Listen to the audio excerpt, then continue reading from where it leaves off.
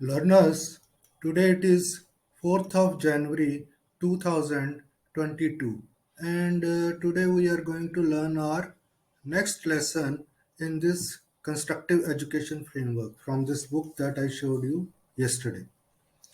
जो मैंने कल आपको ये किताब दिखाई थी, अब इसका अगला हम लेसन पढ़ेंगे। कल हमने पहले तो कुछ इस बुक के बारे में सीखा था और कुछ हमने सीखा था कि एजुकेशन किस तरह की होनी चाहिए। फिर मैंने आपको कुछ थोड़ा सा बताया था कंस्ट्रक्टिव एजुकेशन फ्रेमवर्क, इसकी ज़रूरत क्यों है और इसको मैंने क्यों बनाया है।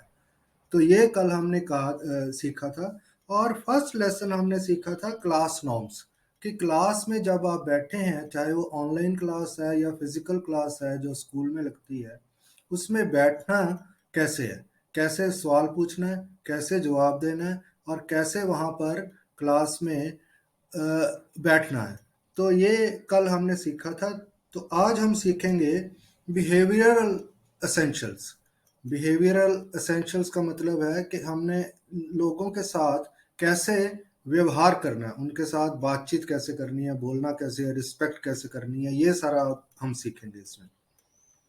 तो पहला है इसमें bring calmness to your behaviour. अपने व्यवहार में शांति लाओ, यानी कि अपना किसी के साथ लड़ाई झगड़ा ना करो, ऊंचा किसी से बोलने की ज़रूरत नहीं है। और नेक्स्ट है ऑलवेज स्पीक द ट्रूथ, हमेशा सच बोलो। अब सच की जो ये डेफिनेशन है, परिभाषा है, ये अलग अलग है। तो अब हमें सच के लिए एक अलग से जब आप सीख जाएंगे, then I will give you a separate discourse on सच यानी ट्रुथ। ट्रुथ के ऊपर अलग से आपको मैं बताऊंगा। Be honest to your self and others, यानी कि अपने आप से भी ईमानदार रहो और दूसरों से भी ईमानदारी का बर्ताव करो। यानी कि अपने आप से और दूसरों से ईमानदार रहो, ये बहुत ज़रूरी है। ईमानदार आपको पता होगा, नहीं तो आपके पेरेंट्स आपको बता सकते हैं कि ईमानदार कैसे रहना है। Always try to help others selflessly, या सबकी जहां भी आप मदद कर सकते हैं किसी की, वहां पर लोगों की मदद कीजिए। और सेल्फलेसली, सेल्फलेसली मीन्स अपने बारे में सोचे बिना कि इसको अगर मैं हेल्प करूंगा तो मुझे रिटर्न में क्या मिलेगा, ये कभी नहीं सोचना है। तो आपने सबकी हेल्प जहां भी हो सकती है, किसी की हेल्प वो करनी है। नेक्स्ट इज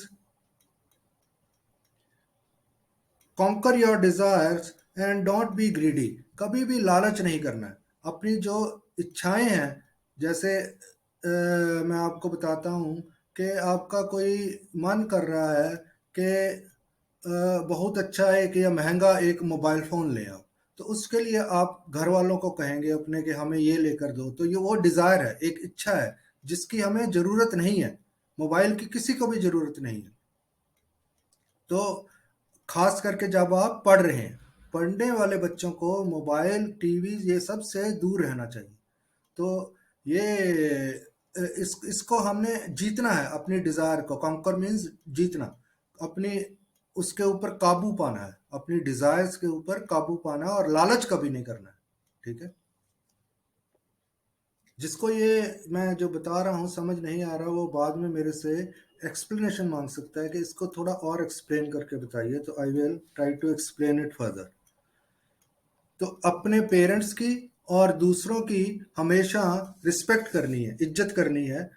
ये है respect your parents and other elders. जो आपसे बड़े हैं या आपके बराबर के भी हैं या छोटे हैं, उन सब की रिस्पेक्ट करनी है, उनको इज्जत से बुलाना है। ये क्यों मैं आपको बता रहा हूँ, ये आपकी पढ़ाई के फोकस के लिए बहुत ज़रूरी है। तो इसलिए ये मैं सारी चीज़ें बता रहा हूँ आपको, और आपके ये सारी लाइफ में काम आएगा। Honour your words and commitments, जो आपने किसी को कुछ कहा है उसको हमेशा पूरा करना है। तो इसलिए जब भी आपने किसी को कोई कमिटमेंट करनी है, प्रॉमिस करना है, वो सोच कर करना है, क्योंकि आपको वो पूरा करना पड़ेगा।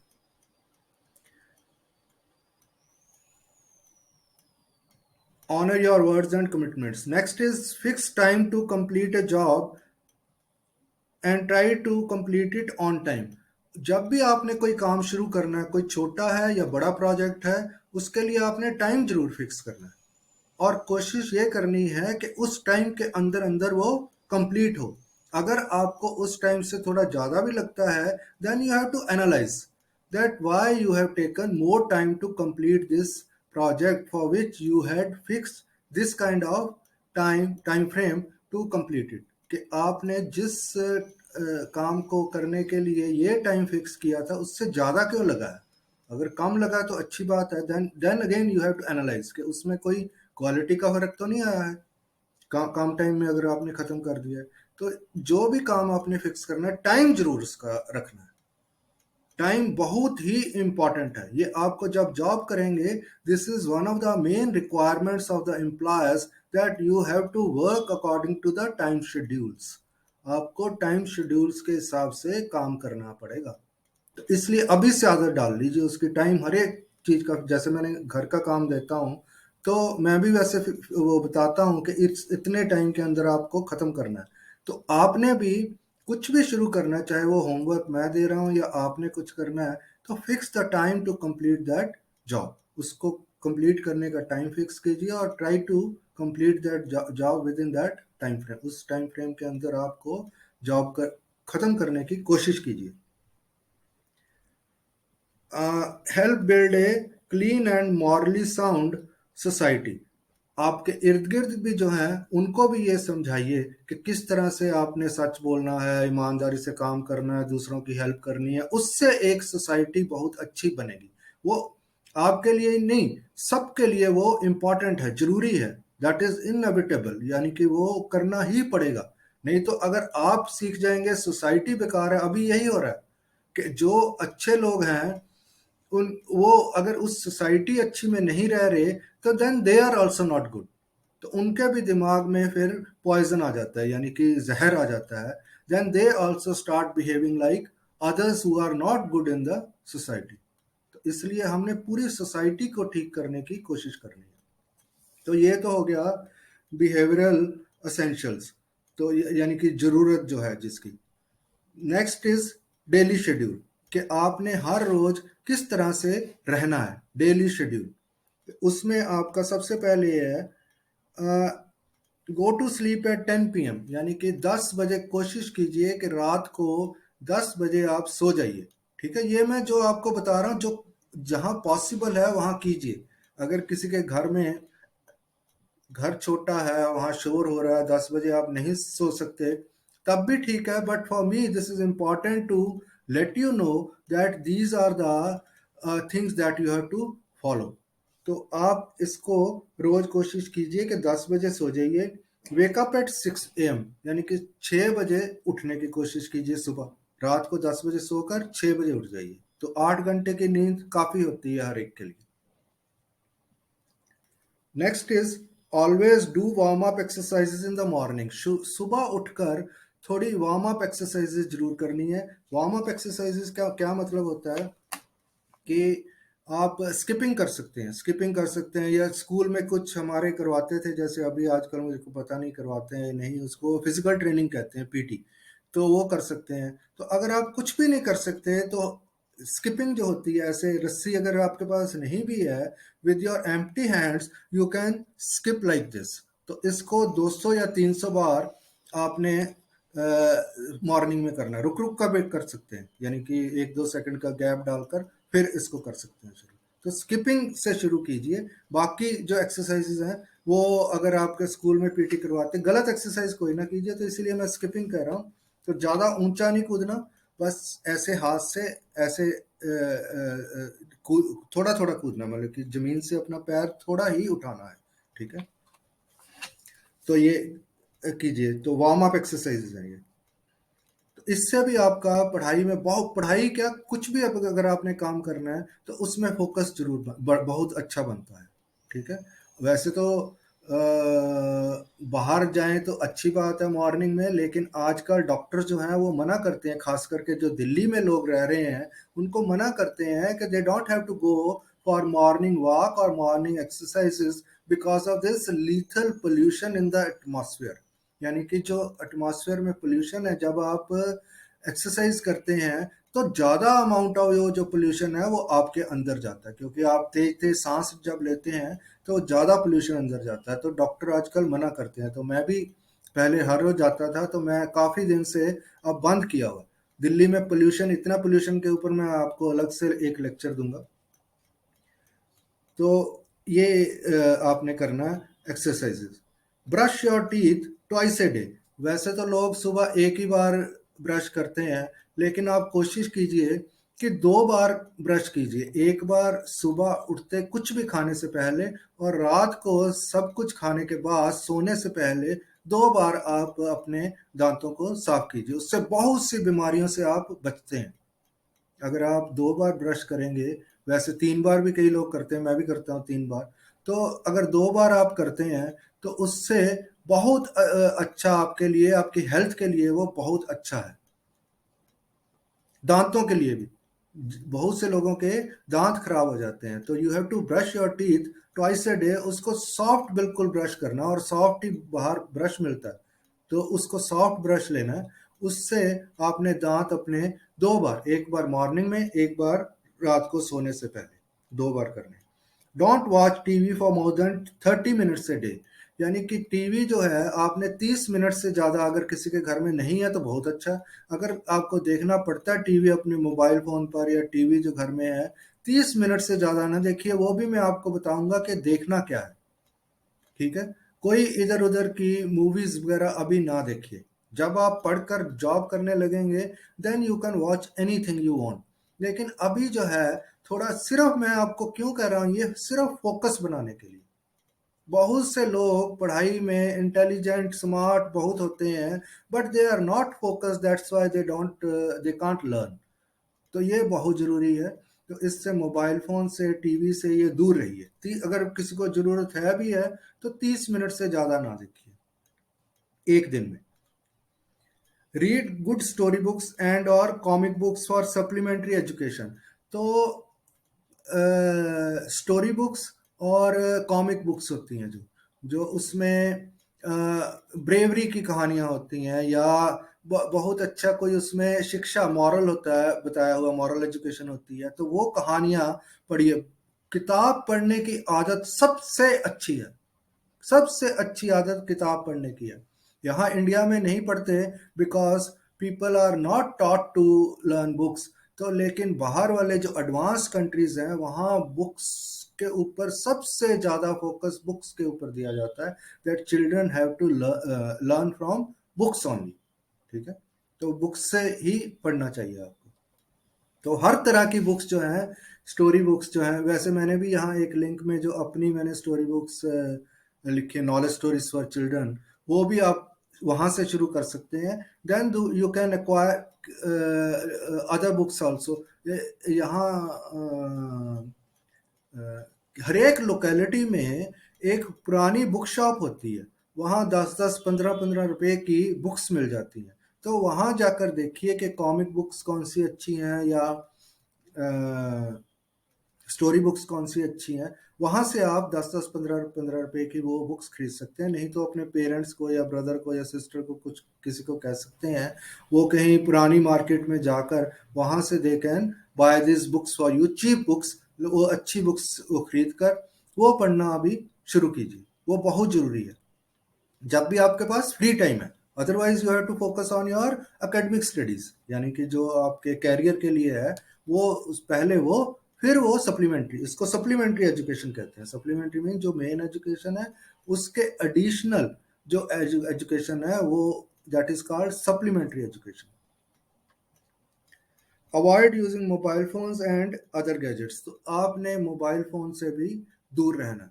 जो कोशिश कर सकता है कि बिल्कुल भी ना यूज़ करे। छोटे बच्चों को तो बिल्कुल भी ज़रूरत नहीं है। अगर आपने क्लास लेनी है तो उसके लिए मोबाइल फ़ोन के ऊपर ले सकते हैं। अदरवाइज़ वो जो ऐसे चैट करते रहते हैं या ऐसे कुछ अपनी वो सेल्फीज वगैरह डालते रहते हैं, अवॉइड दैट। वो बिल्कुल भी ना कीजिए। That will again divert your attention. Do not smoke and also शन अदर बैड हैबिट्स। तो मैं जहाँ पढ़ाता था वहाँ छोटे छोटे बच्चे भी जो 10वीं क्लास में पढ़ते हैं, 8वीं में पढ़ते हैं, वो स्मोक करना शुरू कर देते थे। और भी बहुत गंदी आदतें थी वहाँ पर। मैंने काफ़ी लोगों को सुधारने की कोशिश की, but I don't know how far I could succeed. तो लेकिन ये जो है, जितनी भी ये स्मोकिंग या ऐसे कोई भी बुरी आदत है, उसको छोड़िए। Again that will help you focus on your studies. Do not wander aimlessly, यानी कि ऐसे अब बहुत से बच्चे मैं देखता हूँ, एक तो जो स्कूल या कॉलेज में पढ़ते हैं वो भी ऐसे फजूल में सड़कों पर घूमते रहते हैं, और जो अपना स्टडी स्कूल कॉलेज में कंप्लीट कर लेते हैं, उनके पास कुछ भी नहीं है करने के लिए, जॉब तो लग नहीं सकती, तो वो भी ऐसे सड़कों के ऊपर सुबह निकल जाते हैं, रात तक वो घूमते रहते हैं। तो वो बिल्कुल बंद कीजिए, उससे आपको बुरी आदतें पड़ेंगी। And again you try to focus on any kind of studies. ये अगर आप स्कूल लगाएंगे, ये जो मैं आपको पढ़ा रहा हूँ धीरे धीरे, तो इससे आपको और भी हेल्प मिलेगी कि अगर आपने अपना स्कूल कॉलेज कंप्लीट कर लिया, then how you can learn from this studies and explore job opportunities. तो ये नई नई नई जॉब्स लेने के लिए भी आपको मदद कर सको। वो मैं साथ में आपको वो भी बताऊंगा कि कैरियर डेवलपमेंट कैसे करनी है, वो बाद में बताऊंगा।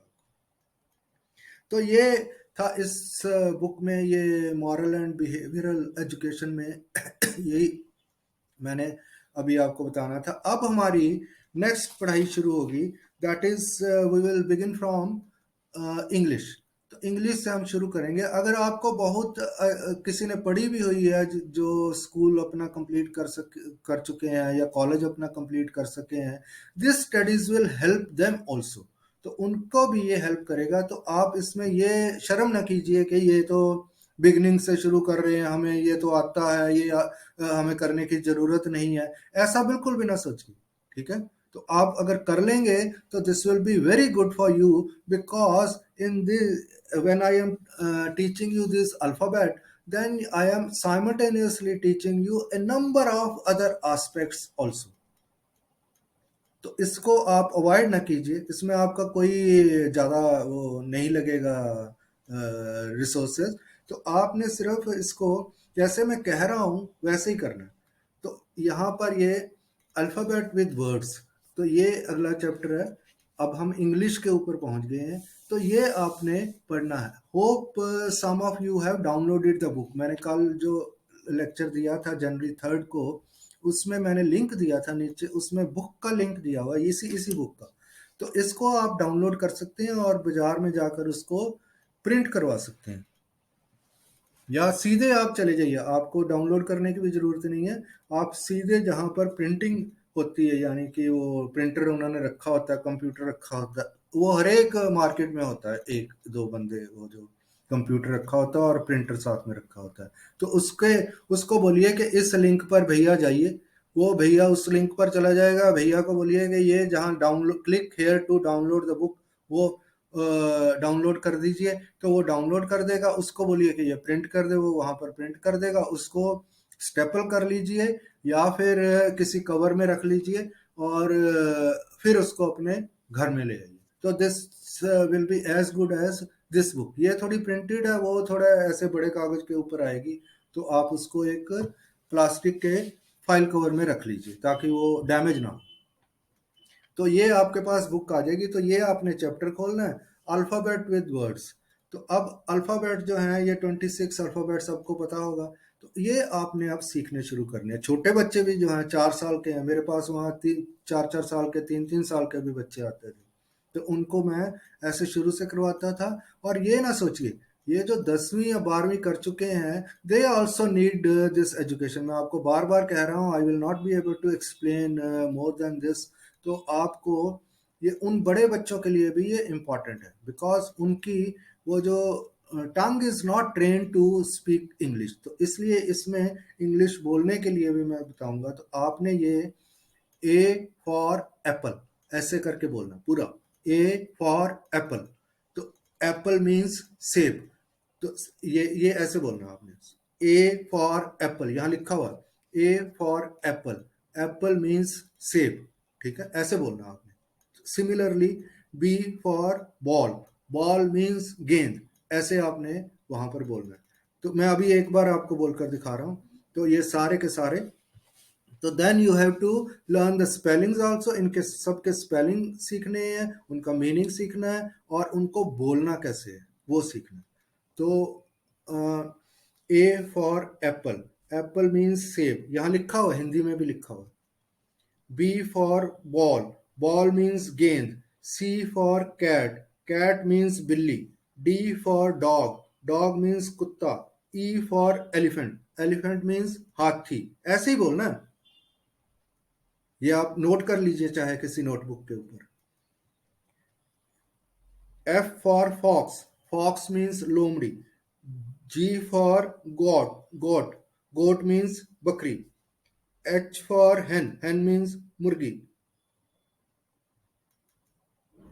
I for ice cream, ice cream means ice cream। J for jug, jug means surahi। K for king, king means raja। L for lion, lion means शेर। M for monkey, monkey means बंदर। ये सारा यहाँ पर लिखा हुआ। N for nest, nest means घोंसला। O for owl, owl means उल्लू। P for parrot, parrot means तोता, साथ में स्पेलिंग। ठीक है, तो आप जब पहली बार ये ऐसे बोलिए सारा, फिर मैं आपको बताता हूँ। पैरट मीन्स तोता। Q for queen, queen means रानी। R for rabbit, rabbit means खरगोश। S for snake, snake means सांप। T for tiger, tiger means बाघ। U for umbrella, umbrella means छाता। V for van, van means गाड़ी। W for watch, watch means घड़ी। X for xylophone, xylophone means जल तरंग, जल तरंग एक म्यूजिक का इंस्ट्रूमेंट होता है। Y for yacht, yacht means नौका, किश्ती जो होती है। Z for zebra, zebra means zebra, एक जो एनिमल होता है। तो ये आपने ये एक बार, दो बार, तीन बार, पांच बार, जितनी बार बोल सकते हैं आपकी ये। Now I am trying to train your tongue to speak English. ठीक है, तो इसलिए ये बहुत इंपॉर्टेंट है, मैं आपको बार बार कह रहा हूं, आगे चलकर ये आपको बहुत हेल्प करेगा when you are trying to learn English speaking. तो उसमें आपको बहुत ये हेल्प करेगा। तो अब ये ऐसे बोलना है, आपको समझ आ गया होगा। अब आपने साथ में इनके स्पेलिंग्स, एप्पल, APPLE, एप्पल। ठीक है, ये स्पेलिंग याद करनी, लिख कर करेंगे तो बहुत अच्छा है।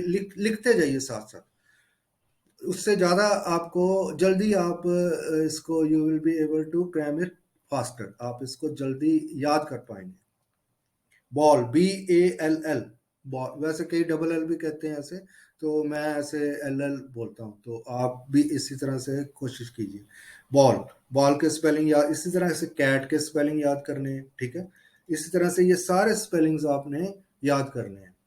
ठीक है, तो आप इसको करके अपने नोटबुक के ऊपर, जो मैंने आपको कल बताया था कि ऐसी जो नोटबुक है वो आप खरीद लीजिए। ये 5 रुपए की, इंग्लिश के लिए आपको थोड़ी बड़ी खरीदनी पड़ेगी, 10 रुपए की खरीदिए। तो 10 या जो और 15 रुपए की जो भी आती है उसको खरीदिए, और उसके ऊपर ये लिखना शुरू कीजिए आप। ठीक है, बुक आपके पास अलग से है। तो this is kind of your rough notebook to learn different subjects. तो इसलिए अलग अलग सब्जेक्ट्स के लिए ये अलग अलग नोटबुक्स लगा लीजिए। तो अब ये अल्फ़ाबेट विद, अब काफ़ी टाइम हो गया, तो इसके लिए आज के लिए ये यहाँ तक। ये अपने अपने घर में आपने, चाहे छोटे बच्चे हैं या बड़े हैं, everyone has to learn like this. ठीक है, आप सोचते होंगे कि ये आपको आता है जो बड़े बच्चे हैं या पेरेंट्स हैं, लेकिन ये जो है तरीका जो है, जो कल मैंने आपको बताया था कि pedagogy is very very important, पढ़ाने का और लर्न करने का तरीका जो है वो बहुत इंपॉर्टेंट है। बुक्स तो ये सब सबके पास है, कायदा मिलता है बाजार में जो पिक्चर बुक होती है, लेकिन the way you learn is also equally important. इसलिए इसको जैसे मैं कह रहा हूँ वैसे सीखने की कोशिश कीजिए। तो आज का ये लेसन, हम अब इंग्लिश के ऊपर पहुंच गए हैं। धीरे धीरे हम 1 या 2 दिन में नेक्स्ट अब अर्थमेटिक भी साथ साथ पढ़ना, इंग्लिश भी साथ होगा, अर्थमेटिक भी साथ होगा।